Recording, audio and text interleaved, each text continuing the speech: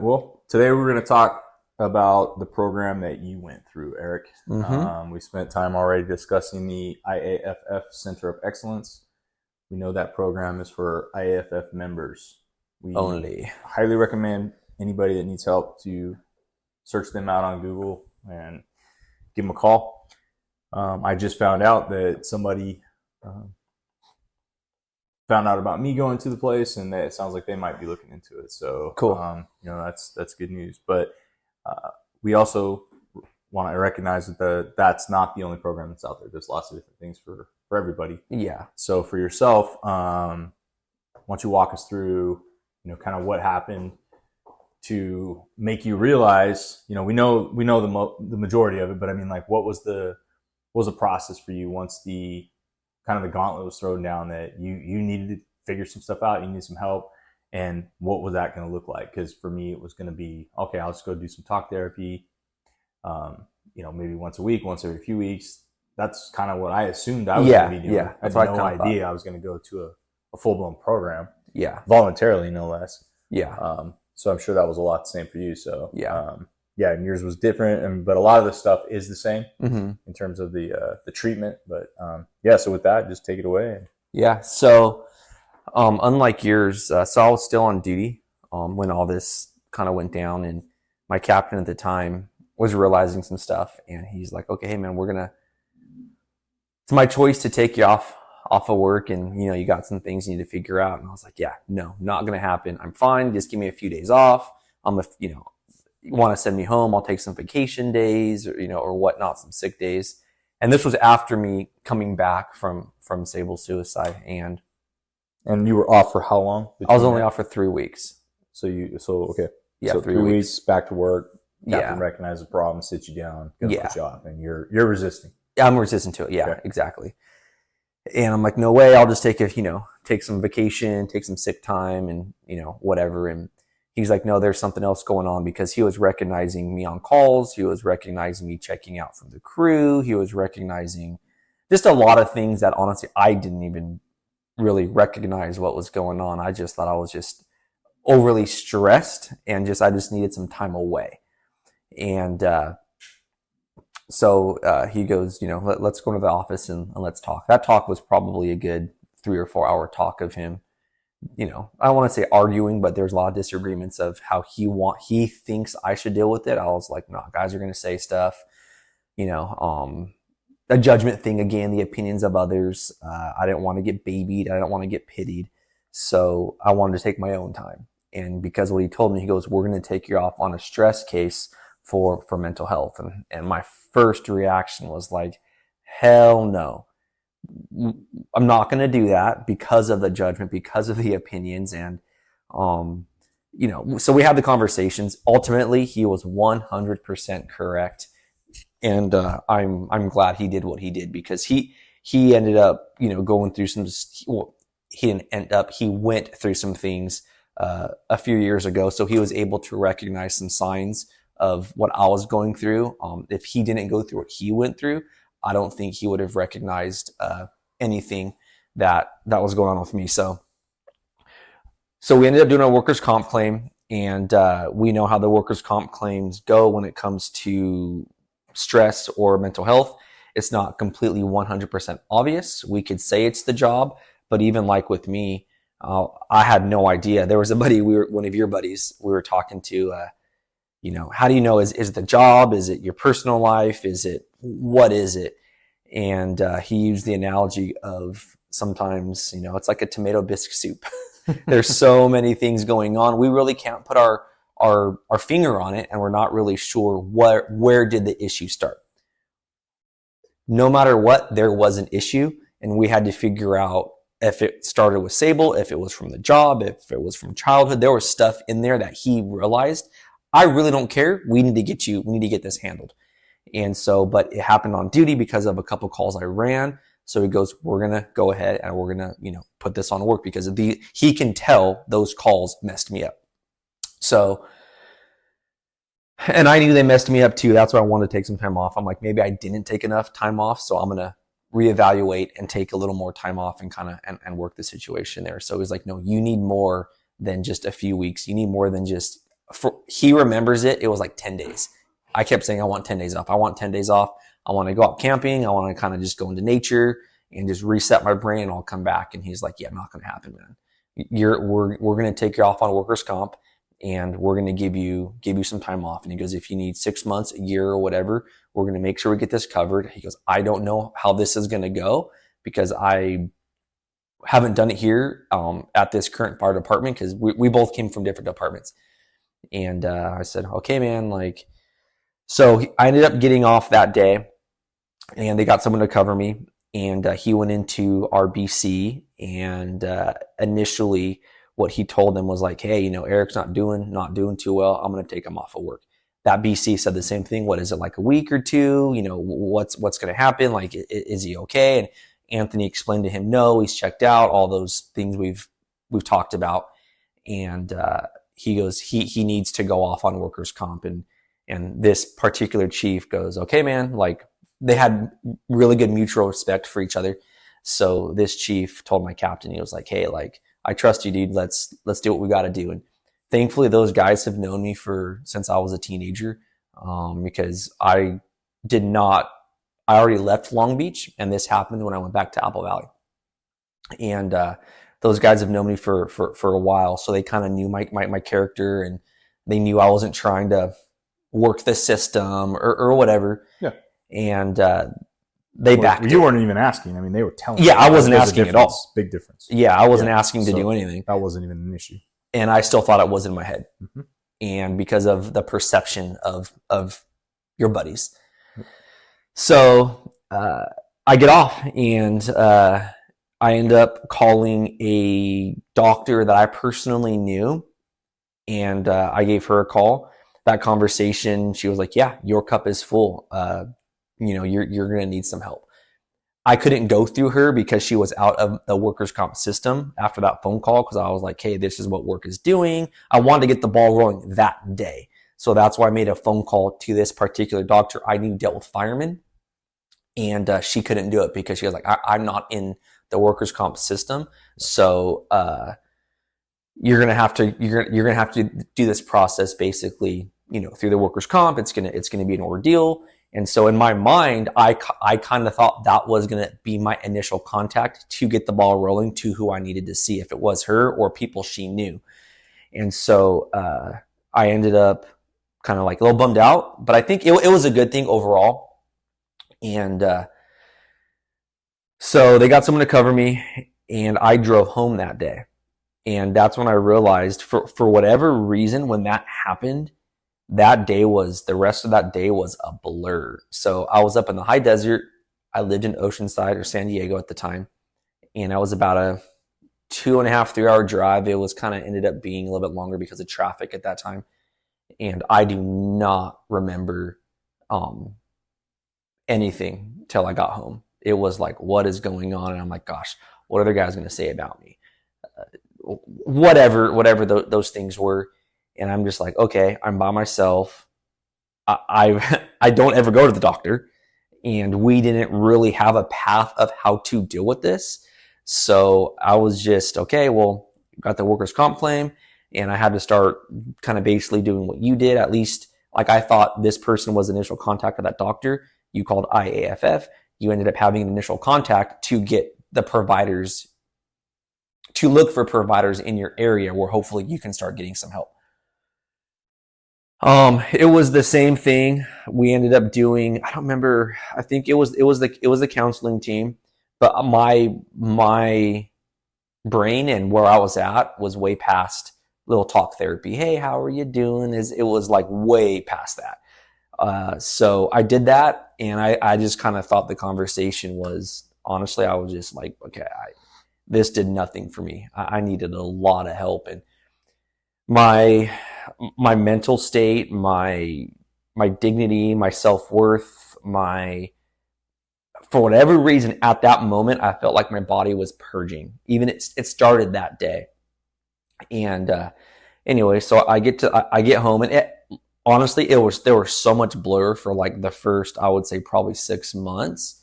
But in particular, trying to find out how to get help was not easy.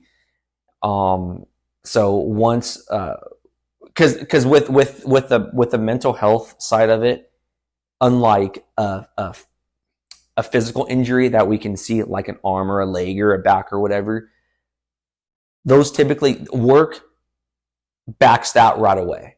Because if you step out of the rig wrong, or you're on a fire, something happens or whatever. So it's like they're not going to deny that. It's like, okay, this is workers' comp. We got you. We're gonna pay you currently because this is gonna get covered. Where when I went off on mental health, work didn't do that. It was like, well, we don't know why are we going to pay you? Because what if this doesn't get accepted? You're going to have to pay us back. So I went off on my own time. And at that time I only had, cause I think at that time I just finished another probation. I think it was like my third time being on probation, just from one department to another, leaving that department, going back, whatever. So I had like, I think a month and a half, 2 months overall of like sick and vacation together. So I'm like, okay, well, we'll go ahead, and I got a couple months to get this figured out. Once workers' comp gets accepted, then I'll get, paid back. The department will get paid back, whatever. And guys were honestly, they were like, hey man, we'll give you some of our time. We'll give you some hours. We'll throw you some hours your way. So, you don't have to worry about the money side of it. Just go take care of what you got to take care of. And that ended up being just a big ordeal. That process of finding a doctor, I went through. So they give you a list of workers' comp doctors that are in that workers' comp system, and there's hundreds.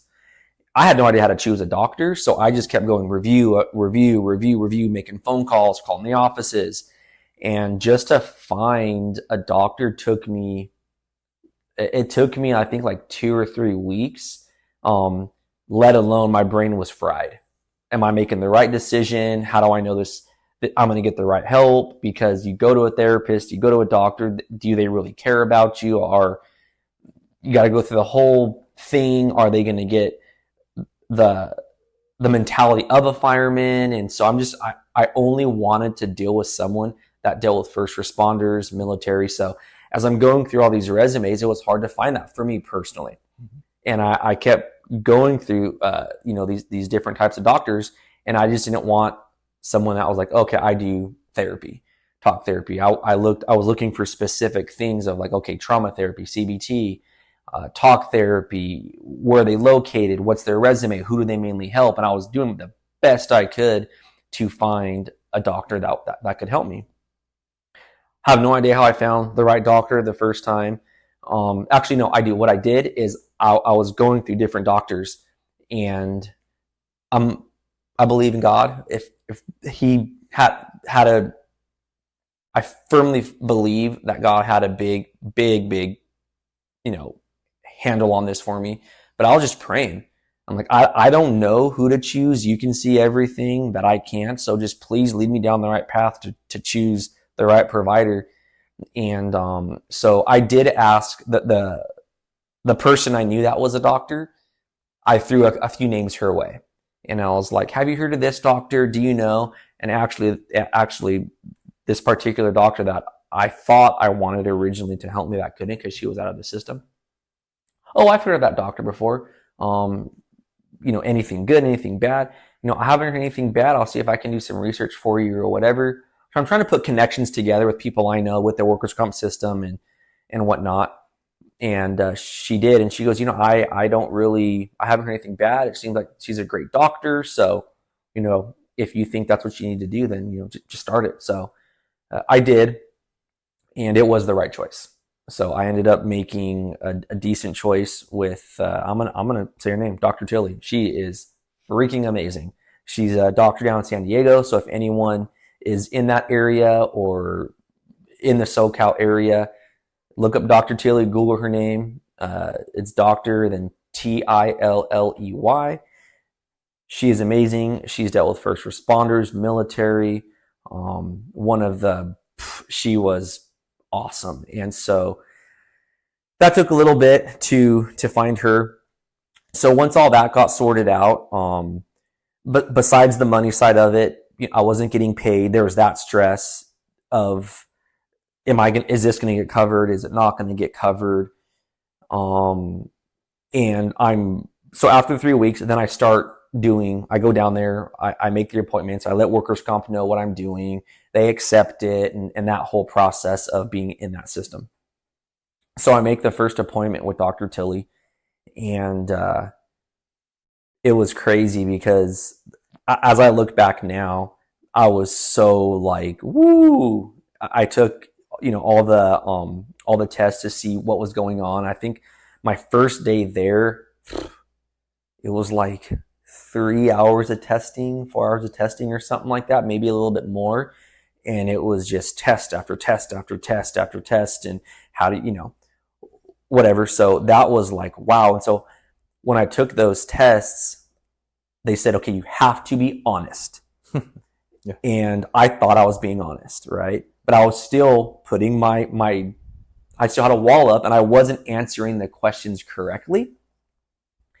I wanted to say there were certain things. Do you feel depressed, or do you feel sad, or do you feel this, or do you feel that, or what's your outlook on life, positive or negative? I was still answering the things, trying to put on a front of I'm totally fine. I was not being honest at all. And so I went through these hours of testing,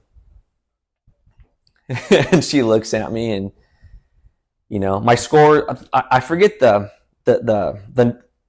numbers where you're at to determine where your PTSD is at, or whatever.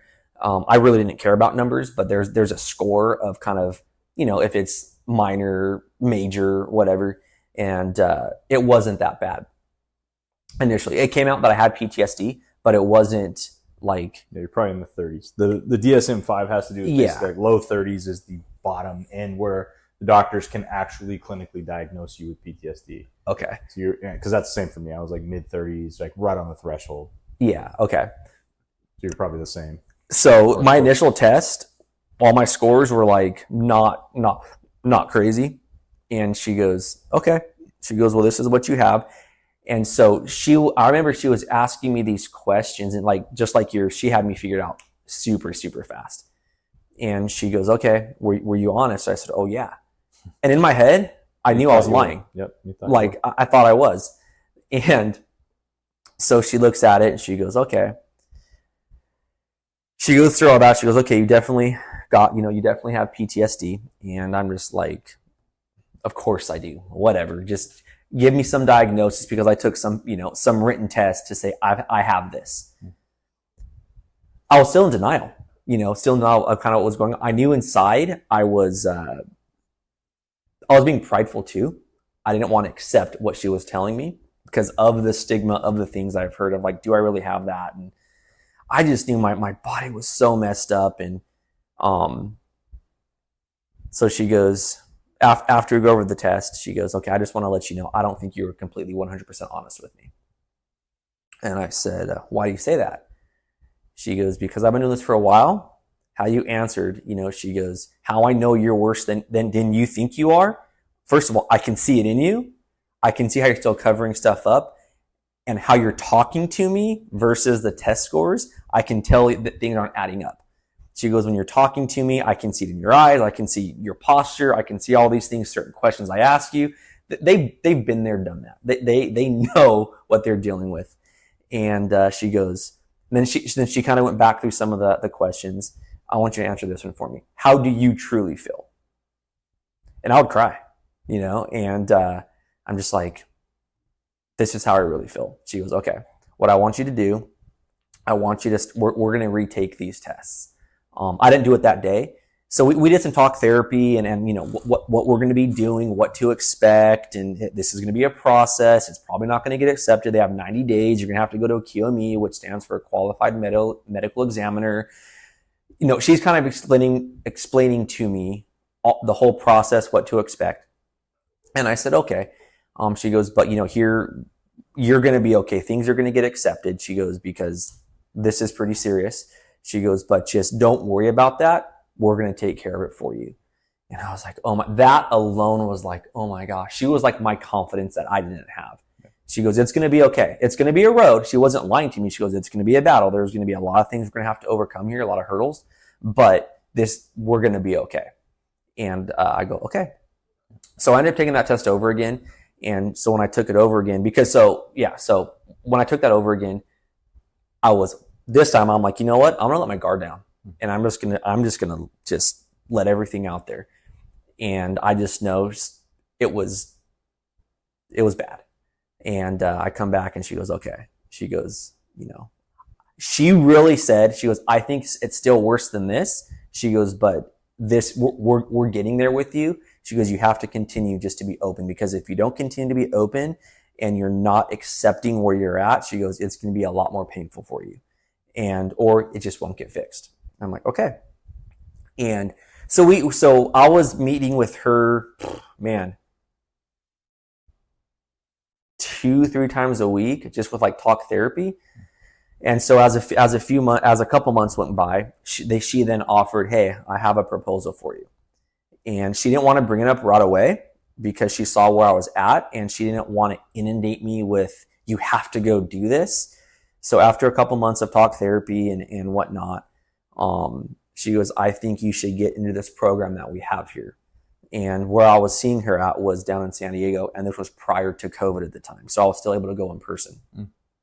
And I go, okay, what's the program? She goes, what's the program we do here at IOH, which stands for Institutes of Health. And what it's going to be about average 4 days a week, sometimes 5 days a week. She goes, it's like 8 to 4, 8 to 5, depending on, how the therapy goes and how the sessions go or whatnot. She goes, but just give yourself 8 to 5. And I'm like, who's it with? She goes, my first thing is it with just firemen? And she goes, no, it's going to be with the general public, and it's going to also be with cops and military and firemen. She goes, it's going to be a diverse group of people. She goes, but you have to believe me, like it's really going to help. And I said, I don't want to be with anyone that doesn't understand me. No offense to the civilians. I go, but I'm going to have no common ground with them. Why am I going to, what I realized was there was pride in me, is I didn't want them to see the weak side of me, because they view us as the strong person where they call for help. Now the ones that they call for help needs help.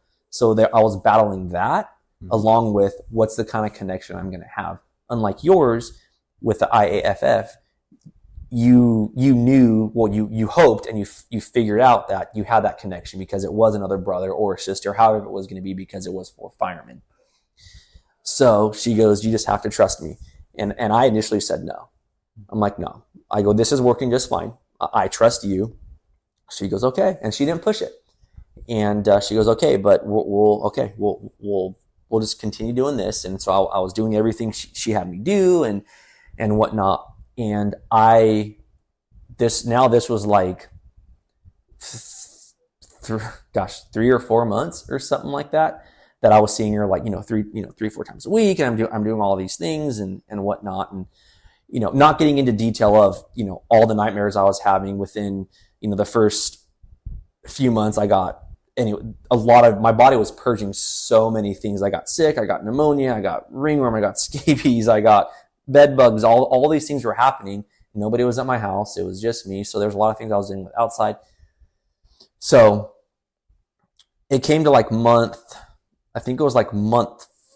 5, somewhere around there, where my claim finally got accepted.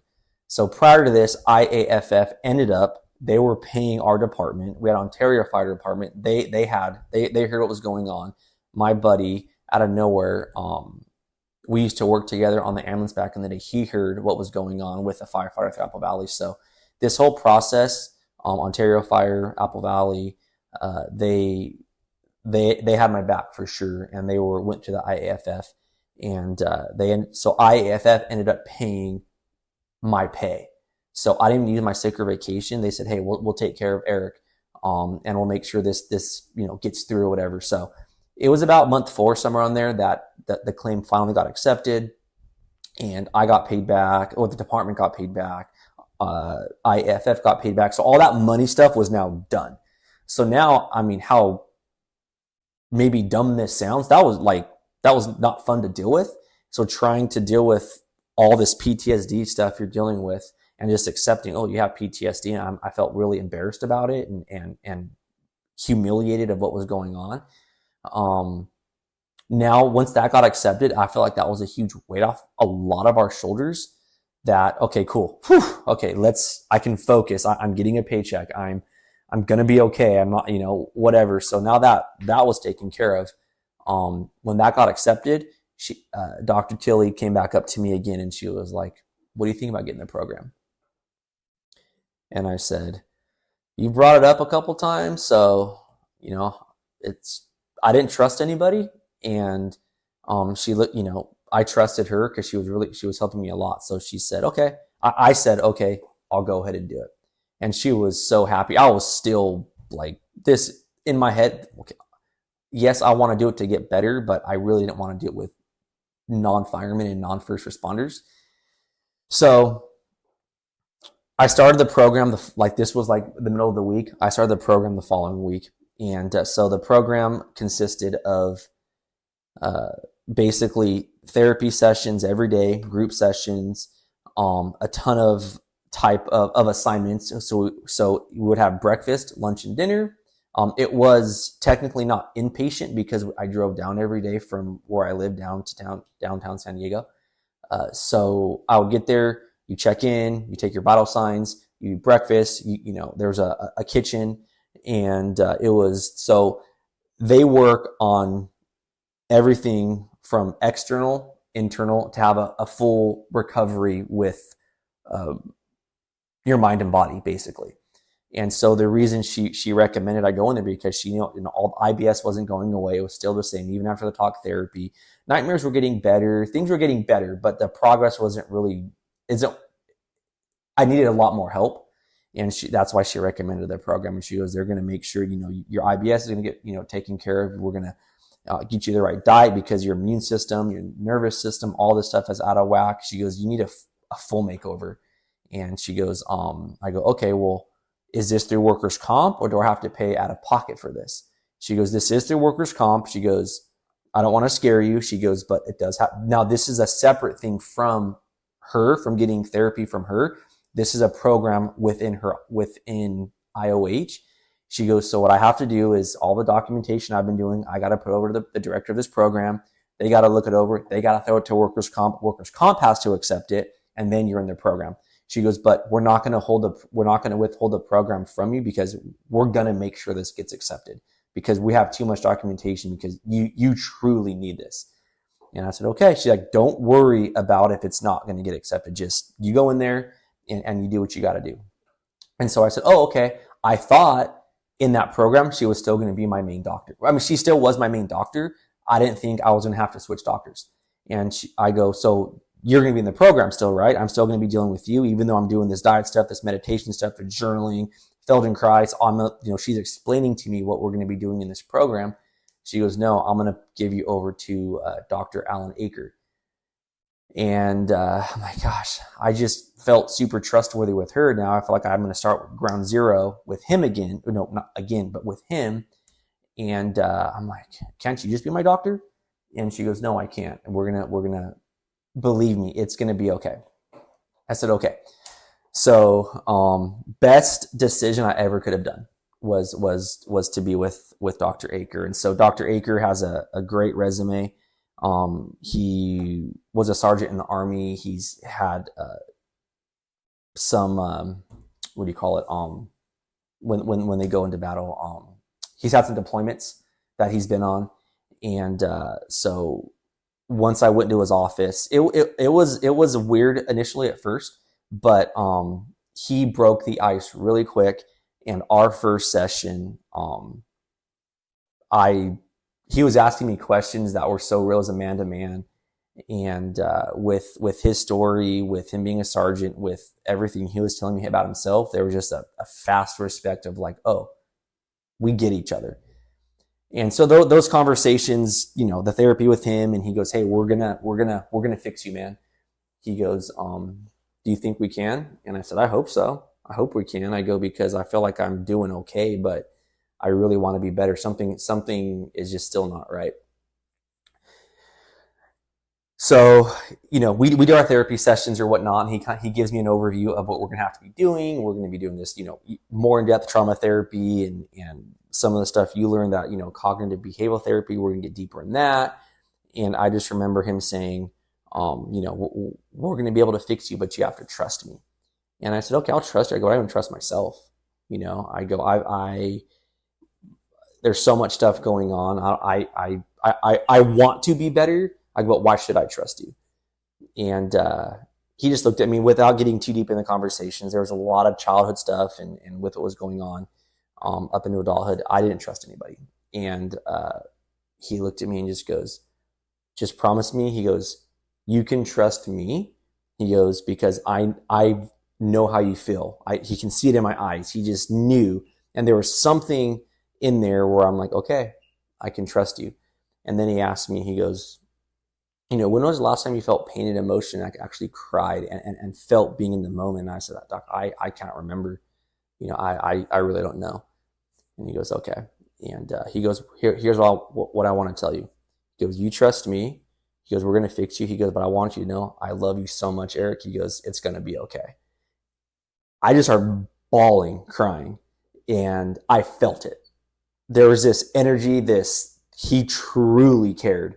It was no woo-woo stuff. It wasn't just some doctor trying to make money from me or the workers' comp system. He was like staring into my soul, like, it's going to be okay. Like, I got you, dude. I've been there. And so I'm like, okay. And so he gave me a hug and he goes, we're going to get you through this, dude. And so we're like legit crying. And he goes, but here's the thing, Eric. He goes, it's going to get worse before it gets better. He goes, it's going to get dark. He goes, but you are going to come out of the darkness. And he goes, we're going to have to hit everything. And he goes, you're going to do a lot of things you don't want to do. We're going to put you on a strict diet. He goes, we're going to heal you from the inside out. And he goes, a lot of this science stuff, Eric, failed in Christ. You think, why are guys in trauma doing failed in Christ? He goes, I'm the same as you, dude. What does this crap even matter? He goes, here I am teaching this stuff. He goes, why am I doing failed in Christ? Why am I doing breath work? He goes, it works. He goes, we're going to rewire your brain. Okay. He goes, there's a lot of trauma. There's a lot of stuff going on. And all this stuff is proven, it's scientific, and it is going to work. He goes, but you have to be full in and you have to trust me. And I said, okay, all right. So it started. So, that was like month 5, somewhere there, month 4.5, 5, somewhere around there. And that's when the true work really began. So we start doing, the CBT, doing letter writing and start letters to Sable. I started doing letters to myself. I started doing letters to my dad. I started doing letters to my mom. I started doing letters to the calls that I was running, the people that I felt like that I let go because I felt like I was checked out of calls being a paramedic, parents of these calls that I ran on. I just started writing letter after letter and just digging super deep into these calls and going into detail of the smells and the sounds and whatever. So we started doing deep trauma therapy. And at first I was like, why am I doing this? I didn't want to do it because I felt so much pain. I'm like, this is stupid. Like, how is this going to make it better? Okay, facing your fears. Okay. So there was a lot of pride in me and I had to trust the process. And he goes, it's going to take time. He goes, you're getting rid of a lot of years of trauma. He goes, we're going to be here for a little while. And so I was in that program for, it was like, I think 11 months. Every day was critical. And then COVID hit. So now all that in-person stuff or that community, being in person, having that one-on-one, seeing somebody was gone. I didn't realize how much that was going to just destroy the in-person contact of somebody you trusted. So that was just another hurdle to get over. So thankfully we went to Zoom because you get there in the morning, you have your breakfast, and now you're in person with people, and you're interacting with one another, and yeah. So there would be. I don't know how it was in yours, but we would have to do a lot of. I did. They didn't want to put me with another fireman. They purposely put me with someone that wasn't a fireman or someone that wasn't a first responder, because from what their program was showing in the science-based stuff and their analytics or whatever, it was showing that we're numb to a lot of things, and we diminish a lot of things we go through, and we minimalize. We can just talk about death and dying like it's no big thing because of what we go through and all the stuff we see. So I would purposely do exercise. They would purposely give me exercises with people that I remember doing an exercise with someone that they got their trauma from getting a dog attack. And they, were at the house and a dog came in the yard and attacked them and whatnot. And that was traumatic for them. And in my mind, I'm just like, Doc, why are you kidding me right now? Why are you putting me with someone that had PTSD from a dog attack? Now I'm like, well, of course you want to give me PTSD. If it's that simple to diagnose someone with PTSD, now I'm in that group. I'm like, this is BS, dude. So I got a little upset. And he's like, Eric, you have to trust me, dude. Like, you need to do this stuff. He goes, I was right there with you. There's a purpose and a reason we're doing this. I was hard, dude. I didn't want to accept. I still wasn't trusting the process, even though I thought it was. Because my brain was just seeing things in a different way, and I was prideful or whatever. And like I said, I have learned a lot of humility these past few years, or to be humble. And so I ended up doing an exercise with this one girl, and long story short, that one exercise humbled me a lot. And she started off with her story. And when I saw it in her eyes, and she was really sweet, and she's just like, the exercise was you have to talk for a minute, tell your story, and then there's like a 30 seconds of how good you're doing, whatever. And so as we do this exercise, that opened my eyes. And then when I was telling just some of my story for a minute, like she was like, I'm going to create more trauma for this person. Before I tell this story, I'm like, I'm going to create more. She doesn't need to hear this. Right. I don't need to be telling her, oh, this is what it smells like to, a dead kid in a car, or a slashed baby when you're seeing their guts. I'm like, I don't want you to be telling this to the general public. This is not right. And Dr. Akers like, you need to be real, because these people need to hear it too. And I'm like, because everything's HIPAA confidential supposedly. And I'm like, I'm trusting the process. And so I went full bore. I'm like, okay, I'm going to get detail. Yeah. I am rolling.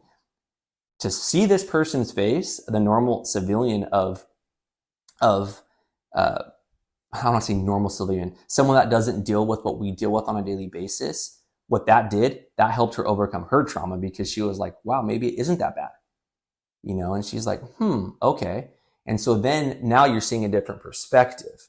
And so she heard all these things that I was saying, and then she looked at herself. She wasn't diminishing it. But then after this exercise, Dr. Aker goes, how do you feel, Eric? And how do you feel so-and-so? And, in particular, it didn't take care of all of her stuff, but she was like, wow. She goes, it's given me perspective on how little my issue is. And I'm like, and then what happens is you start talking back and forth. No, you stop comparing. You're like, no, your issue is your issue. My issue is my issue. What you're doing is you're breaking that wall down. You're breaking the barrier of judgment. You're breaking the barrier of opinions. You're breaking the barrier of all these things we perceive that people don't care, and whatever it might be. But that exercise, being vulnerable with someone I do not know, heard that person being vulnerable, listening to my story, and then, so that's how it started. So it was basically every day. And that opened my eyes to a lot more. And I started realizing that, no matter our traumas we go through, everybody's emotions, feelings, brain, we are all pretty much the same, but we can process things differently depending on the things we go through. And so it just gave me a big perspective on a lot of things. So then I continued the program, and, dairy was gone. So every morning we would do about 45 minutes of breath work.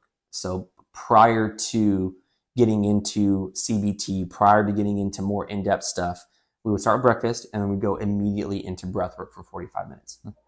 And so it would be a guided breath work. It would be with music or whatever. And that was weird to me, because I'm in a room of like 20, 30 people I'm like, okay, this person has back pain, but I'm got PTSD. Why am I in a room with people with back pain?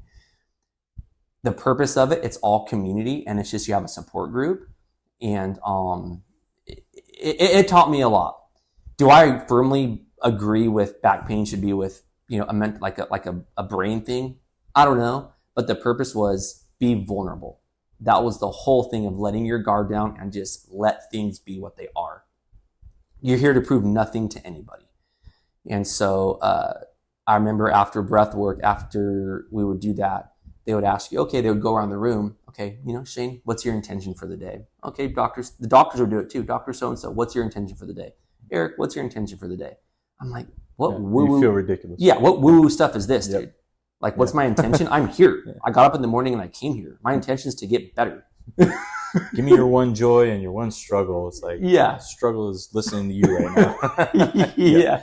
The struggle is getting to this 45 minutes of breath work that I'm like, why the heck am I here? Yep. So I was realizing I didn't know at that moment, I was still being hard-headed and I wasn't accepting the full treatment. I was still, I think I know better. Why am I doing this? But they see all this stuff. They're paying attention. The doctors are in there for a reason. How are you interacting? They're taking notes on you. Everything is documented. And they're making sure, like, okay, is he interacting? Is he not interacting? Is he closing off? Is he being vulnerable? Is he not being vulnerable? How so everything it's awesome, right? But when you're in there, you're just like, this is stupid. They can tell when you're being hard-headed. They can tell when you think you know more. They see this stuff. But their goal is to help you. So as time goes on, I start getting better with my intentions for the day. And so during what I learned in that program, which was really cool, is with breathwork meditation, we had to get like a little thermometer on our finger. We would wrap our finger. And so if your meditation or breathwork was correct, your temperature goes up. So we would have everything documented to make sure, not to make sure, but if say your finger temperature is like 76, when you're in the zone and you're correctly focusing and you're rewiring your brain, you're getting better blood flow. I thought this stuff was like a joke. I'm like, well, that's stupid. Of course, when you relax, your blood flow is going to be better. That is the truth, but that's why you do breath work, because you're getting in the current moment and we're all tense and we're all stressed when we wake up in the morning. When you have, these mental health things, you're depressed, you're anxious, you're depressed, you're anxious, and your body's all over the place. Your immune system's out of whack. Your urinary tract is out of whack. Everything's out of whack. So it's a gauge to see, can you even focus and get calm? And so we would take our temperature before and after. When I first started meditation, taking my temperature, I was like, it wouldn't change because I wasn't meditating. I wasn't doing breath work correctly. And I'm like, okay, and even more so, this is stupid. What does this mean? And so as time went on, I was getting more vulnerable and I was accepting the process a lot more. And my temperature started going to like 90, 96. Now I saw some tangible results. I'm like, oh, okay, I don't know it all. This does work. I was fully in, but there was still stuff in me that was like, maybe I would have accepted it more if it was with firemen or first responders and the general public. I don't know.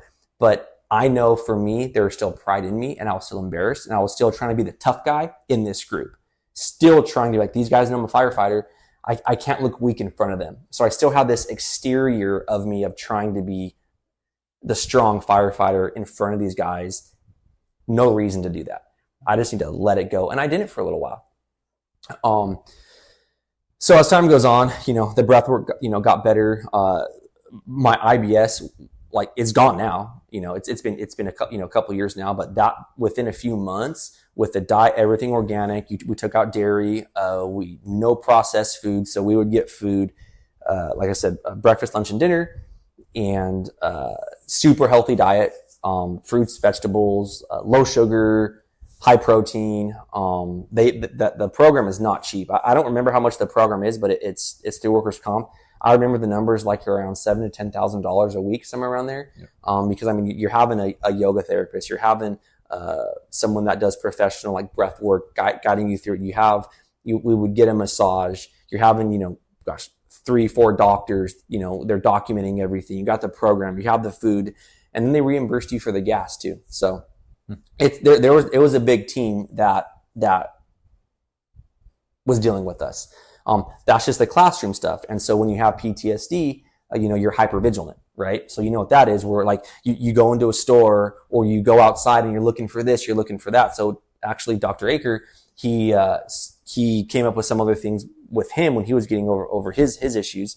So we'd have to go into a store, and I didn't even think it bothered me at the time. He's like, we're going to walk into a store and we're going to put your back to the wall in a corner and you cannot look around, and we're going to all leave you. And so what he was doing, he goes, because we want to make sure he goes, I'm going to make sure you're safe. It's not your job right now. Yeah. He goes, you need to let everything go. And so he realizes, because as we talked about in other podcasts, you want to make sure where's the exit, if there's, what's going on, if something happens. Those are all good things, but when it's extravagant, that's not healthy. So we'd be doing those exercises daily too. And we'd go outside and we would do things to where it would put us in a fearful place and just have to overcome that. So he came up with a lot of these exercises that would help just that hypervigilance, just to really bring it down and just kind of try to get back to some kind of like homeostasis and normality. And then we would also do group activities. Like I said, this was prior to COVID. We would do jujitsu. That was one of them. We would go play basketball. We would go out and just do fun activities outdoors together. And so now you have that team building. So yeah, it's from the diet. It's from your brain, rewiring your brain, focus, meditation, group activities specifically on trauma work. Then you had fun exercises with like group building, basketball, tennis, and other things. Then you had like other trauma therapy of realizing you're not in control. It's not your job to be in control right now. It's your job to relax. I'm going to make sure you're safe, because we're the people. We make sure everybody else is safe. So we did all that. So that was pretty much the program overall. And then you're taking the DSM-5 tests, and they're tracking your progress as you go, and they're whatever. So that's overall what the program is. It is all workers' comp only. You can't just go on there and on your own dime. So it has to go through workers' comp, because it's pretty expensive, and I can't spend $7,000-$10,000 a week for a program. So right. if you want to go there to get some help, and I'll just pay for out of pocket for a month or whatever, you can't. It's got to go through the program. It's got to get accepted through workers' comp. They'll take care of it. So that's in San Diego, and that's pretty much it. So I did that for it was like 10 or 11 months. I was in the program every day, and so you're just doing a ton of stuff. So it's super beneficial. The stuff that I learned in there, all the science-based stuff and the brain and neuroscience and whatnot. So the wall finally got broken down, and when you fully accept everything, and you do the breath work right, you do your temperature, you accept everything about being vulnerable and realizing you're not weak for getting help, you become stronger, and all that stuff sounds pretty cliche, but it really is true.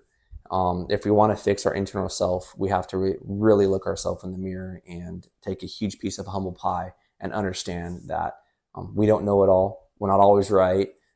We may think we know it all, and then something's going to kick us in the butt, saying that's going to humble us a lot and push us down to the ground again. So what I've learned through all of this the past few years with the PTSD and overcoming it, and the IBS and nightmares and gnarly hypervigilance and arousal and numbness and not being present. It takes a lot of time and a lot of hard work every single day to stay disciplined to actually overcome it. And I was actually what was called the RAND study. I was in that too. And what the RAND study is, I was with, if I remember, 11 other people. How do you spell it? RAND, the RAND study. RAND. RAND. Yeah, the RAND study. Okay. Yeah. So it's like the RAND group. And so it's a group of doctors. They do a lot of different studies. And so Dr. Aker came up to me and he's like, hey man, we want to get you in this RAND study. And I said, yeah, for sure. I would love to be in the RAND study, and help any way I can. And so I was in the RAND study, and out of the 11 people they did, this study was military and first responders. Mm. So with the study I did, it wasn't with civilians. It was with, like I said, first responders and military. So he goes, we want to put you in the study because you've done very well and you've put the work in. And he goes, we have all the stuff needed for people to be successful, but you have to want it. If you don't want it, you're not going to succeed. And he goes, you put the work in outside of, even other things I was doing, of things that I was trying to avoid. I couldn't be around fire stations. I couldn't. There was so much stuff going on. So I would have to, even watching stuff on TV, fire engines was freaking me out. Like I couldn't even watch that.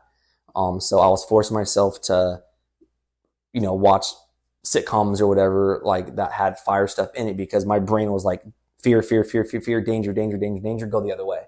And so I was forcing myself to watch these things, sometimes hours at a time, to just, this is not, you got to get over this, dude. So when I told Dr. Aker that, he's like, you're able to watch fire stuff? And I was like, oh, it hurts. Like I'm crying. I'm mentally so fatigued after watching these things. Which, watching a fire thing, really? It was a trigger, man. And I thought this stuff was all fake stuff, dude. I was so humbled in so many ways of what PTSD truly is.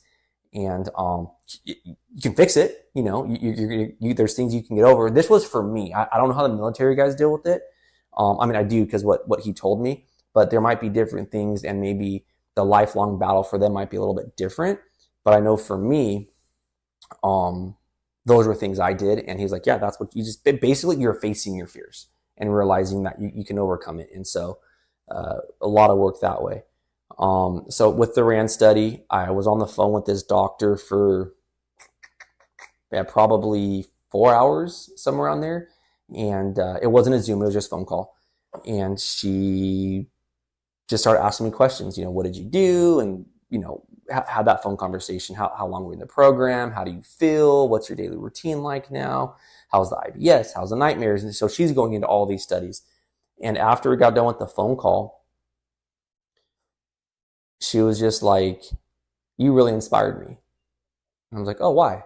And she goes, after these phone calls, Eric, she goes, I got to go take like a 45-minute to an hour walk. She goes, I am so drained after these things. And she goes, I'm uplifted after talking to you. I'm like, really? She goes, yeah. She goes, what are you doing that's different? She goes, because I have guys, not to be mean, she goes, I haven't dealt with what you've dealt through, and some guys that have been on worse things. She goes, but they don't have the progress you have, and we're on the same time frame. That's why I was in that study. And so they do all these things. Okay, he's been off this long, this person's done with this. And so they're putting me in this study of people that are around pretty much the same time frame. And she goes, you sound normal, man. You sound normal. You sound happy. She goes, I am not drained. I can take the next phone call right now. She goes, what's different with you? Like and she's been doing this like for a little while. And I'm just like, really? I didn't think I was anything different. I didn't. And I was like, well, I go, for one thing, I feel like I'm pretty disciplined with stuff. I go, this was my daily routine. This is what I did. And I go, another thing for me personally, God, like I said, God isn't for everybody. I go, but I really truly feel like, my creator and my God had a lot to play in this. And I go, I would pray every day. I would, if I couldn't carry something, I'd put it on him. And I will just know, as long as I'm doing the right thing for him, everything is going to be just fine. And along with the work I was doing every day and the science-based stuff or whatnot. And so that conversation was really well. We ended the conversation laughing and joking and whatnot. And she was just like, wow. She goes, this was one of the best conversations I've ever had. She goes, Eric, good job. Like, good work, because what you have been through is not easy. It's not just me. A lot of people have been through it. But the purpose of, she was excited and very happy to see that this stuff works with someone that puts in the work, with all the trauma your brain can go through. And it was like, wow, this is pretty cool. So it proved to her that if you truly want change, it can be done. No matter how much depths of hell you're in, no matter what it is, you can, your mind is very, very powerful. This is something I always tell myself, your mind can be your greatest asset for you in this world, or it can be the worst weapon that you'll ever be around. And your mind can be the death of you if you let it be. Not saying you're going to, if you commit, if it goes to the point of really bad thoughts, not being here anymore. But you can be in your hellhole, your hellhole and your own prison for the rest of your life in your own head, or you can get out of that prison and you can become that happy, positive dreamer, whatever you want to call it, of the life that you're meant to live. And sometimes when you're deep down that hole in that prison in your own head, you don't think you can ever get out. And that's where a lot of people stay.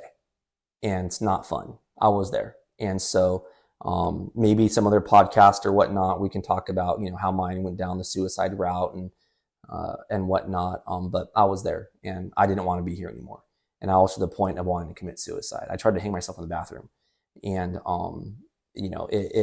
that was the lowest point for me.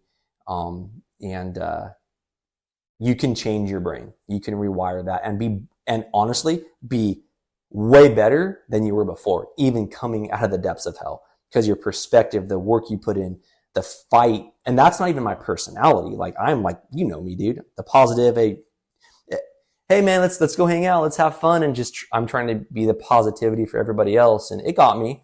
It is what it is. But thankfully I'm here. I'm glad I put the work in, because now I just want to use my story and what we're doing to help another brother or sister, whether they're fire servers or not, but just know that mental health is a real thing, but you can't, because I pitied myself for a little bit, but you can't pity yourself so much to where it's always about you. When it's always about you, you're going to become selfish, you're going to become prideful, you're going to think you know it all, and you're going to live a very selfish life. There's times to be selfish to take care of you, but that's different than being selfish and thinking you know it all, if that makes any sense. I thought I knew it all. I'm a fireman. I know it all. I don't need this. So I got humbled in a lot of ways, and no more do I look at anxiety, depression, PTSD as, oh, come on, just get over it. It is a real thing that can really affect you. It's a real thing that can get treated, and it's a thing that you can become stronger from. And your perspective on life is, for me, is so much better than if I didn't go through what I went through.